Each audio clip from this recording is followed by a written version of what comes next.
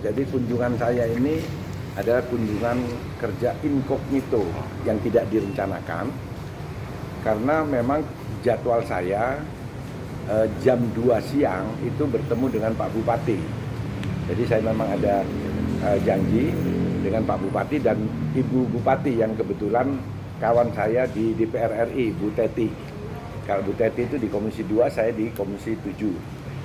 Nah, saya memang sudah seminggu yang lalu janji datang ke Cilacap. Jadi saya tadi pagi sudah melakukan peninjauan terkait dengan Balongan.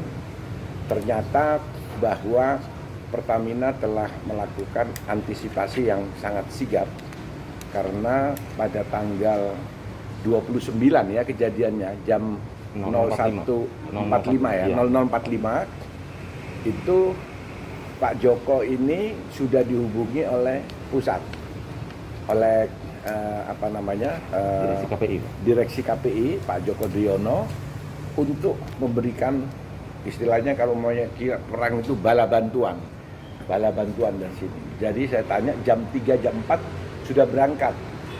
Pertama dari Cilacap, yaitu untuk rescue lah dan peralatan termasuk pemadam kebakaran. Itu saya tanya pakai apa? Dikawal.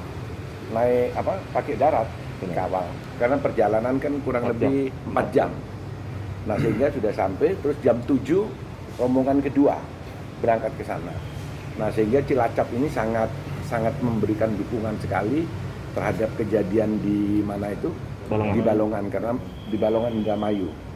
Nah, itu yang jadi sehingga bisa cepat dilakukan semacam shutdown dan memang tidak bisa langsung mati, karena itu kan harus habis itu BBM, yang namanya BBM. Jadi tidak bisa terus kayak kita ada ini disemprot mati, tidak bisa, karena air itu BD-nya berat jenisnya itu kan lebih berat dari minyak. Dia ada di bawah, dari semprot dia di bawah, di atas minyak itu jadi ya terbakar terus kan. Nah, sampai tidak tahu hari ini mungkin sudah berkurang. Nah, tapi yang perlu adalah kepada masyarakat, kepada rakyat, karena kita tahu Balongan ini adalah yang mensuplai Jakarta dan Bandung sebelah utara, Jawa Barat bagian utara, Balongan ini. Nah, ini yang perlu kita perhatikan, karena di Balongan ini kan di tangki 301 itu ada EFGH, ada 4 tangki, itu semua bermasalah. Nah, ini dengan kejadian ini kan otomatis di daerah Jakarta dan Jawa Barat bagian utara ini kan berkurang supply-nya. Nah, saya melihat di sini, siap enggak di sini? Siap, Pak. Kita sudah pakai pipa dari sini ke Bandung, naik mobil ke Bandung, terus dari Bandung dari ini juga ada pakai kapal langsung ke Jakarta. Nah, itu kan. Dan tadi memberikan komitmen kepada saya bahwa RU 4, jadi kilang minyak RU 4 Cilacap ini akan meningkatkan kapasitasnya 20%. 20% itu kurang lebih sekitar 400.000 barel per bulan dia bisa. Nah, sehingga nutupin yang di sana ini ditingkatkan. Jadi masih ada kapasitas yang memang bisa ditingkatkan. Nah, sehingga dengan ini ya saya kira tidak perlu ada masalah. Jadi jangan perlu ada gambling bahwa harga minyak akan berkurang terus naik, tidak ada. Nah, sehingga kita masyarakat bahwa Pertamina memang sudah mempersiapkan, karena Pertamina itu kami dari Komisi 7 yang mengawasi Pertamina di bidang energi kan, itu mensyaratkan memang cadangan energi secara ideal itu harus 3 bulan. Tapi Indonesia tidak mungkin punya cadangan energi 3 bulan, karena kita belum siap dengan tangki-tangki yang besar. Tangki-tangki kita masih ada di Singapura sana yang di sana. Nah, kita baru 19 hari. Nah, saya juga ngecek lagi ke kantor pusat, itu mereka sekarang cadangannya 20 hari. Artinya memenuhi standar. Karena standar yang kita syaratkan itu 19 hari, ini 20 hari, dan untuk satunya itu yang 74 hari, faktur untuk satu itu 74 hari. Jadi sangat aman sekali cadangan kita. Nah, sehingga dengan kunjungan saya di sini melihat langsung di lapangan, ya, jadi bukan dari pemberitaan, dan saya minta pada saudara-saudara untuk menyampaikan kepada masyarakat bahwa saya sebagai anggota Komisi 7 DPR RI dari daerah pemilihan saya Jawa Timur 5, Malang Raya, dan dari fraksi Partai Golkar sudah langsung melihat di lokasi. Memang besok kita baru rencana, tapi ini kunjungan kerja langsung dari Komisi 7, hari Kamis itu akan ada yang ke Balongan. Nah itu, tapi itu dalam rangka, saya juga sudah ada press release saya kemarin bahwa saya minta bahwa Pertamina setelah ini itu segera melakukan yang namanya audit. Kenapa? Karena netes itu kalau muncul secara, ini yang ngerti lah mas, itu ada hidrokarbon, terus ada udara, pemantiknya petir itu yang terbakar. Jadi petir itu bukan karena petir, karena kalau kan petir kan terbakar terus dong, petir setiap hujan ada petir, tapi ada ini tadi, pemantik ini. Nah ini harus kita jaga, makanya semua refinery saya minta untuk dilakukan audit teknikal untuk menjaga, sambil kita nanti akan membangun refinery baru. Contohnya sekarang kita sudah mempersiapkan Pertamina, yaitu di Tuban. Di Tuban, termasuk di Balikpapan yang sudah ada kita perbesar, termasuk di sini dulu juga sama Aramco, tapi belum berhasil. Nah itu untuk meningkatkan. Tapi secara nasional Cilacap ini sepertiga kebutuhan nasional itu diproduksi di sini. Dia 300 berapa? 348.000 berapa? 348.000 barel per D per hari keluar dari Cilacap. Nah, nomor 2 baru RU5 Balikpapan. RU5 di Balikpapan. Tapi sekarang sedang peningkatan dengan Korea, tapi belum jalan juga. Nah, kalau yang di Jawa Timur di Tuban itu dengan Rosneft belum berjalan juga, tapi sudah pembebasan tanah. Jadi memang masalah refinery ini buat Indonesia ini sepertinya kok susah gitu. Nah, saya bilang bahwa ini pasti ada mafianya ini. Ada mafianya supaya Pertamina agak kerja terus. Nah, tapi saya di Komisi 7 tidak pernah berhenti, saya menyuarakan itu terus. Kemarin raker dengan Menteri, saya juga angkat masalah ini. Karena kenapa kebutuhan kita yang satu hari itu 1,5 juta barel per hari kebutuhan kita Indonesia. Lifting kita ya itu cuman 700.000, 705.000 atau 710.000. Bayangkan 800.000, hampir 800.000 per hari kita impor. Nah, di mana barang ada di Singapura?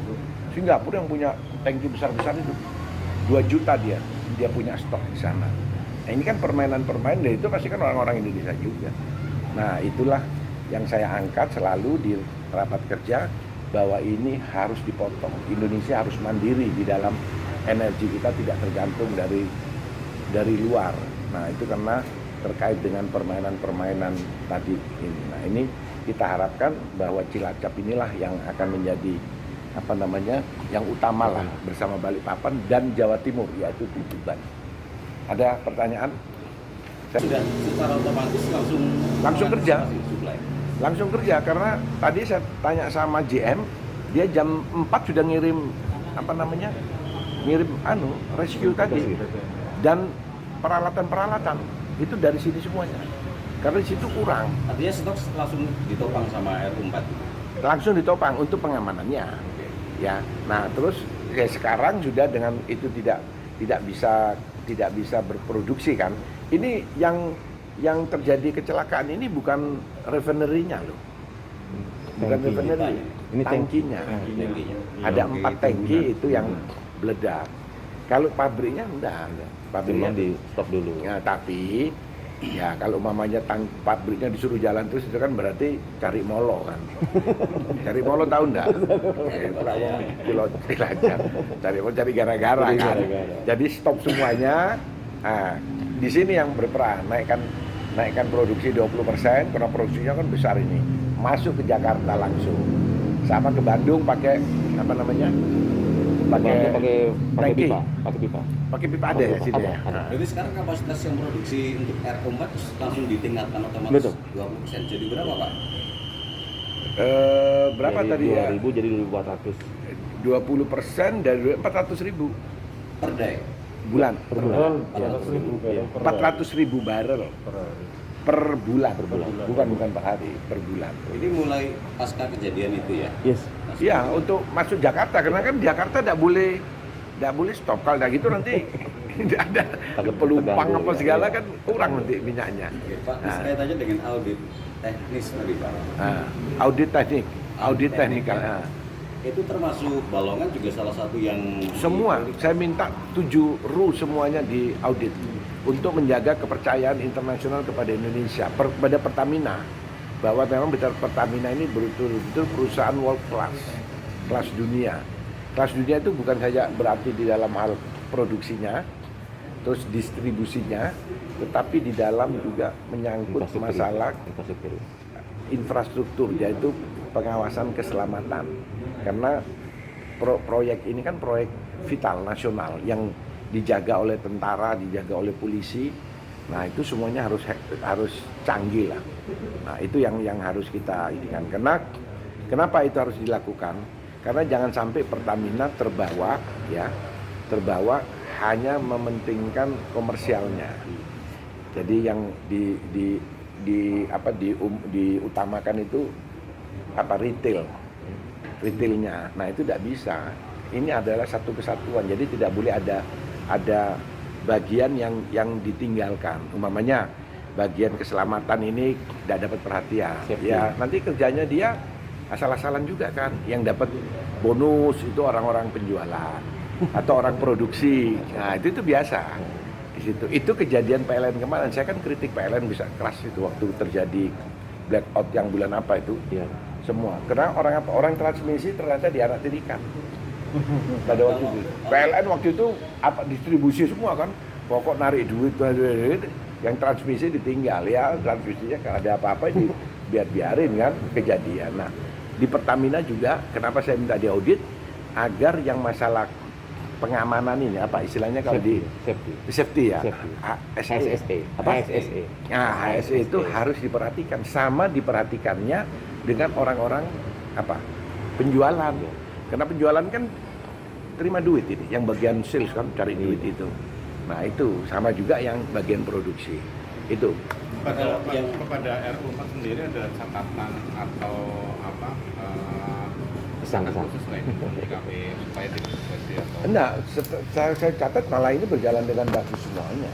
Cuman saya juga mengingatkan kepada GM agar tolong masalah HSE diperhatikan. Siapa dia sudah rutin. Tapi kan kita tidak boleh percaya begitu saja dengan omongan kan. Kita kan harus pakai konsultan. Jadi konsultan internasional lah. Audit. Bukan artinya bahwa orang luar, bisa saja orang Indonesia kan banyak. Perusahaan-perusahaan konsultan Indonesia yang sudah berkelas internasional. Nah itu yang harus kerja. Dicek semuanya dan itu harus berkala. Karena ini barang kan ada inspektur sendiri kan yang mengawasi atau bukan dari internal Pertamina tapi dari Indonesia sendiri itu dari Kementerian SDM ada. Saya sudah kemarin begitu kejadian langsung saya telepon Dirjen Migas Profesor Tutuko. Nah saya bilang, Pak bagaimana Migas? Siap Pak Ridwan, kita sudah kirim orang. Tapi kan tahu sendiri pegawai SDM. Nah saya tidak yakin dengan dengan kualitas kerjanya. Ini harus konsultan yang memang kerjanya baik. Tapi kalau pegawai, enggak, dia banyak pekerjaan lain, bukan pekerjaan itu kan dia. Pak, kalau yang sebenarnya penyebab yang di Balongan itu apa Pak? Apa? Penyebab sumber penyebabnya ledakan. Ya sekarang kan sedang dalam proses, makanya kita minta dia akan audit teknikal itu kan. supaya ketemu di langsung Supaya jadi jangan berasumsi. berasumsi-asumsi. Saya juga sudah bilang ke teman-teman di di direksi Pertamina, ini jangan kita jadikan orang bodoh loh ya. Kayak PLN dulu dibilang pohon sengon terus mati semua, ini kan sama saja tidak masuk akal kita nanti. Bahwa ada pohon sengon, iya, tapi jangan di alasan bahwa ada pohon sengon terus mati. Nah ini kan dibilang lagi kesannya ini kan karena petir, ribut semua orang. Loh ini hujan selalu ada petir, kok tidak pernah ada kebakaran, kok baru sekarang? Kan tidak masuk akal. Nah itu makanya lebih bagus kita tunggu. Tapi teorinya, ini teori ya, bukan kejadian. Teorinya itu memang kalau ada bocor, terus ada hidrokarbon, udara, pemantiknya petir. Gitu loh. Segitiganya. Nah, jadi kan lompat dia petir. Drar. Nah itu. Biasanya petir itu sudah ada alat apa istilahnya, pengamannya. Penangkal di setiap tangki. Di lapangan golf aja itu setiap 100 meter itu dipasang anti petir. Makanya kalau ada orang di lapangan golf ya supaya berhenti. Tapi kalau mama ada masih di situ dia masih aman. Apalagi yang minyak sebesar nilainya kan cukup besar sudah ada. Jadi teorinya seperti kalau bicara petir, tapi jangan petir dijadikan alasan.